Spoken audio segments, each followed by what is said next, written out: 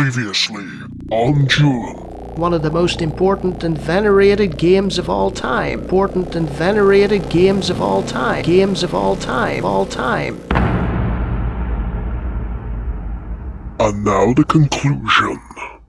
Ah, no, not another Mentat. Why, hello there, James. It is I, the greatest No, we're not going through this again. I do have one question though. Which is the best version of Dune 2 to play? You can answer that without crushing my soul, right?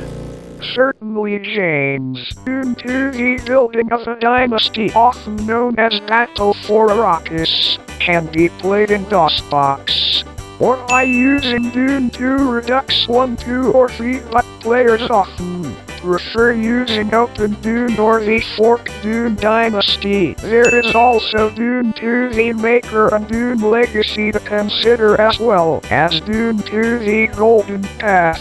It is also theoretically possible to play Dune 2 in the open source engine implementation OpenRA, and there's also Westwood's own soft reboot Dune 2000, which can also be run in OpenRA. Well, thanks for clearing that up so incoherently. Guess it's up to me to try all of them and pick the best one out. Thanks for nothing. Ignore the Mentat and pick any of these three and you should be fine. You're welcome. Get off my lawn.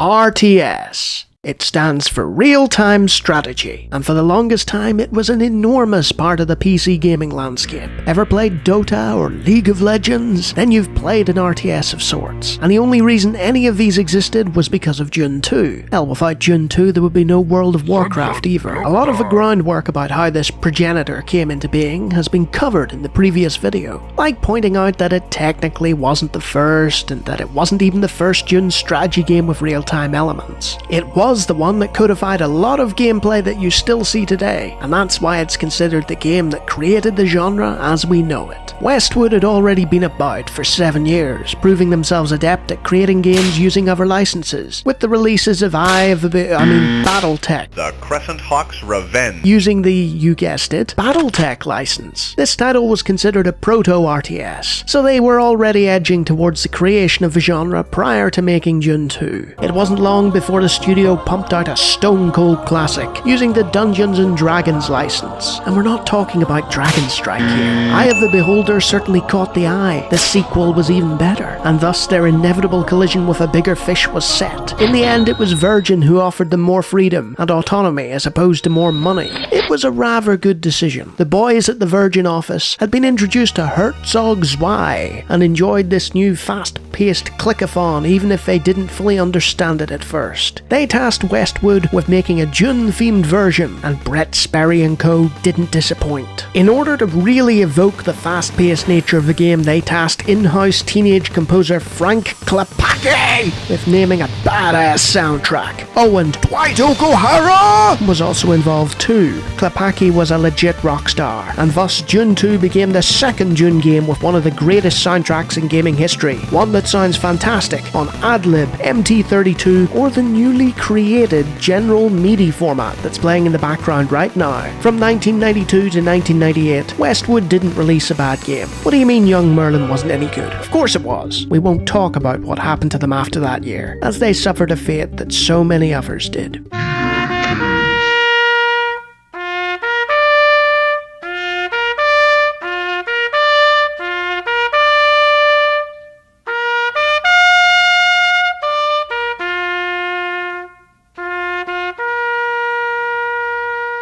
Oh, and a quick pro tip for Munt or MT32 users. Don't accidentally set up the game to use Sound Canvas. Oh god, the pain! The pain! Once you're over that hurdle, there's a nice simple menu awaiting. Time to play the game. There's no skirmish mode in the original Dune 2, so pick a house. A representative will give you some background for flavour and you'll be asked whether you want to join or not. At which point I couldn't click yes. A mercifully unvoiced Mentat will tell you your directions, then it's off to the first mission. A classic RTS screen is presented to you. You'll also notice your credits go down. That's not Fremen stealing from you, it's repairs being conducted on your buildings due to the natural damage caused by Arrakis. Also, there's no right click to move or auto-scrolling by default, though you can use the keys. Instead, you have to use the contextual menu on the right, and by default Dune 2 is slow as nobody had any experience with what sort of game this was. Fortunately, you can head into the options and bump up the speed to the levels the developers probably preferred to ship with. Oh, and you can also turn on auto-scrolling. It works okay, until you reach the right-hand side. Yeah, that's not great.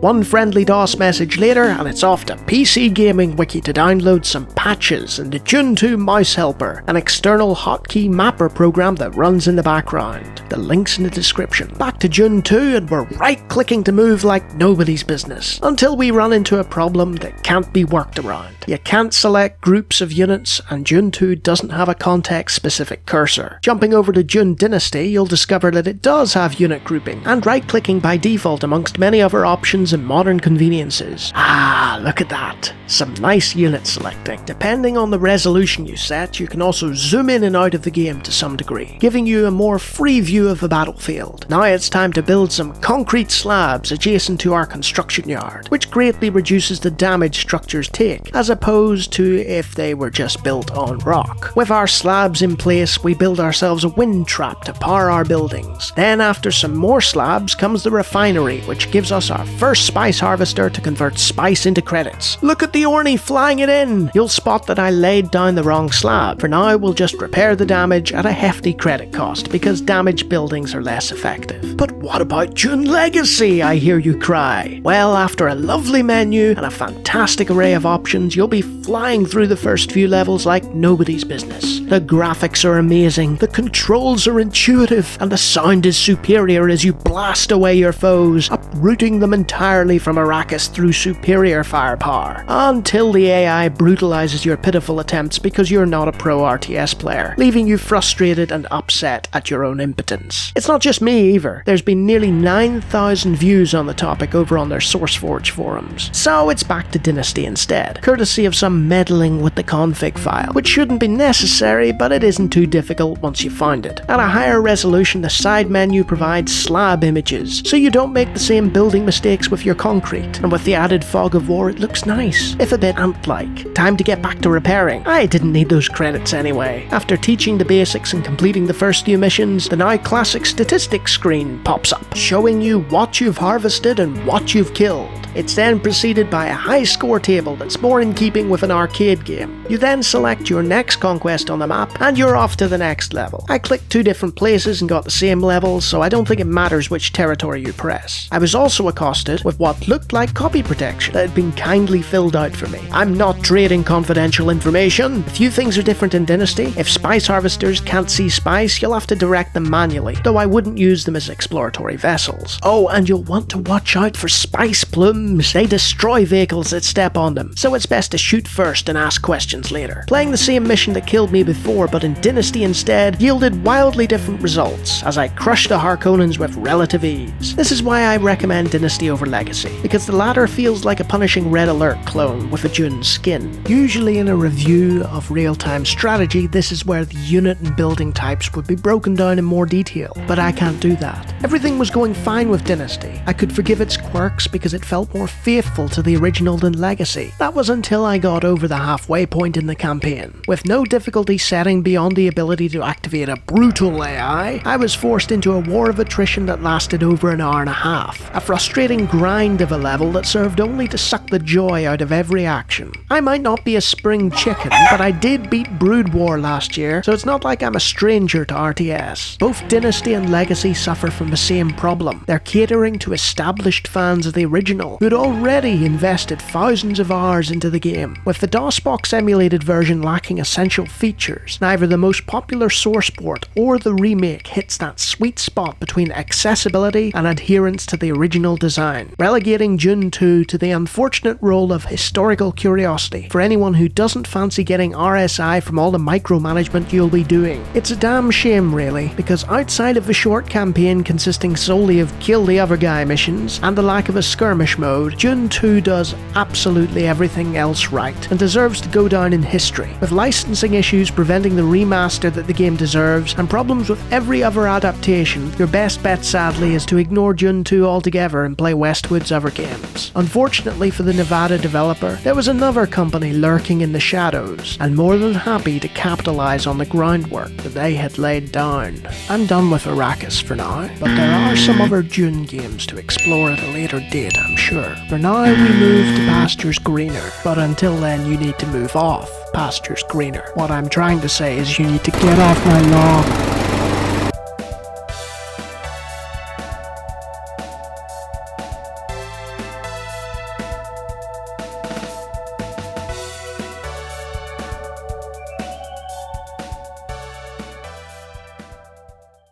In the Age of Chaos, two factions battled for dominance. The kingdom of Azeroth was a prosperous one.